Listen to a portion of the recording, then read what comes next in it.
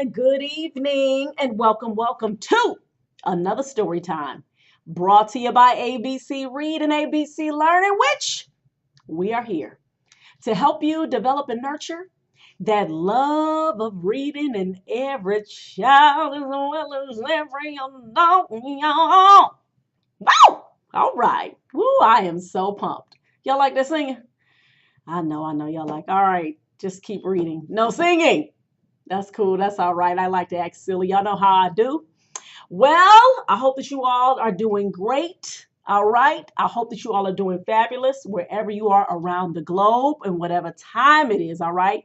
Right now, it is evening time. It is almost 9 o'clock p.m. where I am. And I usually read to you guys during the daytime. So it's pretty cool to read to you guys when the sun is almost about to set and it's just looking really nice. It's been a very, very beautiful day. Oh my goodness. I love when the weather's in the 70s. When it starts getting like close to the 80s, I'll be like, oh shoot. Oh no. But nevertheless, you still enjoy your day, whatever the weather is, whatever time of day it is, in spite of whatever it is that you're going through. And I hope that you all have read or you're planning to read for at least 30 minutes. All right.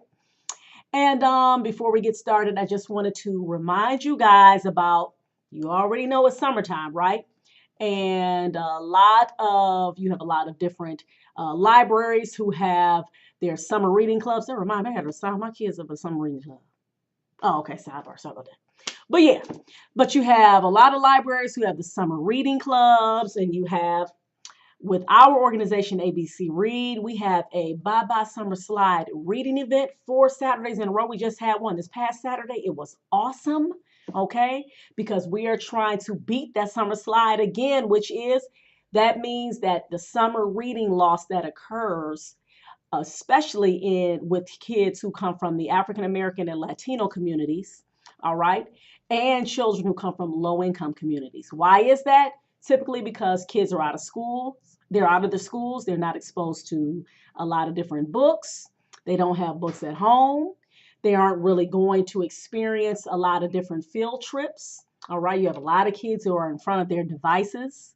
You got kids, unfortunately, they may not have a lot of books, but they got phones and they got games, Xboxes and PlayStations and all that. And so, we have to, value reading more than we do that other stuff. And that's real talk. I'm talking to my people. And when I say my people, I'm talking to the people who look like me.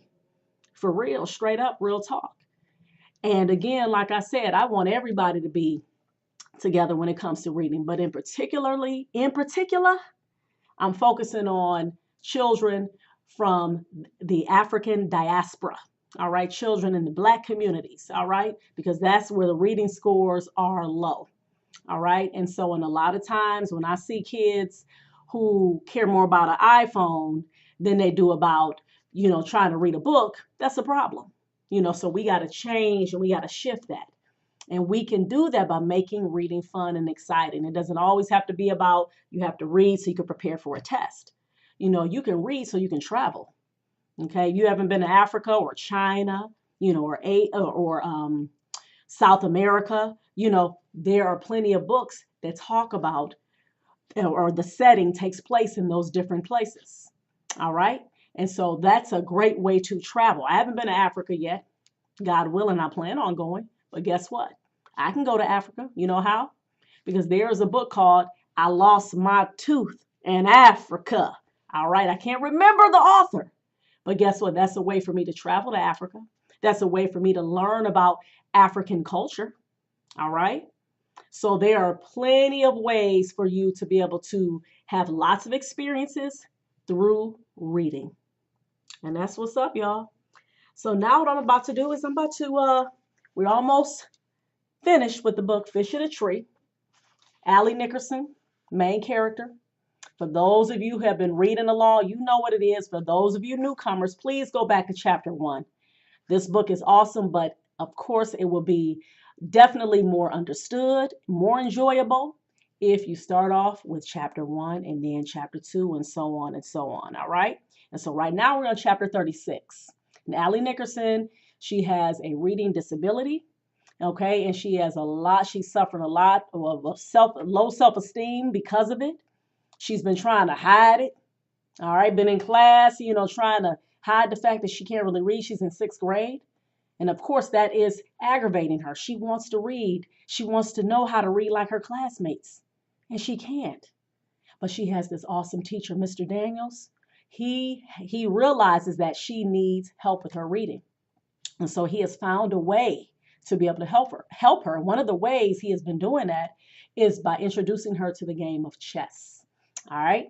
And so right now I'm about to read chapter 36, which is entitled In the Game of Life. First thing, Mr. Daniels calls me into the hallway. So I heard there was a little bit of trouble yesterday. I fold my arms. Teachers often leave special instructions for a sub, but she was not supposed to share my notes with the class. I figured I'd write her a note telling her you could do a picture so she didn't pressure you to write. I know that you struggle and I thought I was helping you. But I see I shouldn't have handled it by singling you out that way. Allie, I think you know I would never hurt you on purpose. I do know that, and I am so relieved to hear him say it. So I'm sorry, Allie. I really am. I hope you can forgive me. He holds out his hand to shake, and I shake back. That afternoon, Mr. Daniels moves his king, placing it on a black square between his own bishop and my knight. And I see the three of us, Albert, Keisha, and me. With Keisha as a bishop, tall and powerful and able to move across the entire board in one move. With Albert being the king, the piece with a ton of value, but the one unable to move more than one space at a time. Always taking tiny steps, always running from and hiding behind the others. And then there's the knight, the piece that Mr. Daniels says is the clever one, the best piece for catching opponents in a fork, a piece that moves only in an L. I feel like I am the knight, as I've spent my whole life jumping over things. Shay is the queen, the piece with the most power to move and frighten, the piece most protected and sacrificed for. I realize that dealing with Shay every day is like playing chess. She is always looking for your weakness, always trying to get you flustered and force you into a mistake. Against her, you have to remember that the board is always changing and moving. Keep your eyes open. Be careful. Have a plan. Realize that you can only stay on the defensive for so long. Eventually, you have to take a stand. But no matter what, don't give up. Because every once in a while, a pawn becomes a queen. Well, Mr. Daniels asks, pulling me from my mind movie. You've been thinking a long time over there. Thinking about your move? I look back down. I search. I haven't beaten him lately, and so I want to. And then I see it. It's the knight. The answer is in the knight. I pick it up, move it, and hold my finger on the top to be sure I haven't made a mistake. Yup, I put his king in check and given him nowhere else to move. Checkmate. He throws up his hands, but seems happy. You didn't let me win, right? Allie. I have 3 brothers. I'm not capable of letting someone win. He laughs a little. I think you're just invincible. And then he winks and begins taking the pieces off the board and putting them in the box. I am sad the game is over, and I'm relieved that I trust him again. And isn't it funny? I've gone from invisible to invincible. The end. Wow, you guys, there we go again. Another awesome chapter. Oh my goodness. You know, one of the beauties of reading is one of the things you can get out of it is that you can learn these different strategies when you are reading these different stories. You can apply it to your life. All right. I mean, this story right here, I mean, you think about it, you know, how, especially how when Allie described how Shay was, right? You know, obviously you can tell by her description, you know, Shay is someone who intimidates Allie. You know, Allie gets a little afraid of her because Shay, unfortunately, you know, she can, you know, she's a little aggravating, you know, a little bully. Real talk.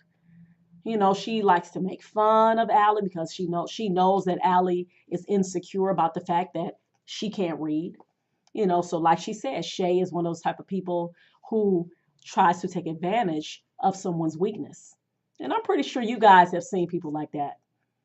But from reading this book, it really is giving you a lot of great tips on how to handle all types of people. I really enjoyed this book. And so that's it for us, you guys. So tune in next time for our next chapter, chapter 37 of Fish in a Tree. Again, we are almost complete, y'all. I wanted us to read this book together. I wanted to finish this book. God willing, I'm going to finish this book with you all. And I hope you guys grab a copy, whether you go to the library or maybe you pick up a copy. It actually wasn't that much. I actually paid, this book was like $9. That's it. I wish I had some copies to give away. I don't know. Maybe that could be something I can do if, you know, we all get to the end of the book together and then someone leaves a comment in the comment section. Yeah, that's it. I just thought about it, top of my head. You get all the way to the end with me. You leave a comment section below on how you like this book. And guess what? I will send you a copy of this book. All right. So there you have it. Bam, just like that. All right, you guys, remember to like, subscribe, and share our videos. And remember to please keep reading for at least 30 minutes a day. Happy reading, family. Peace.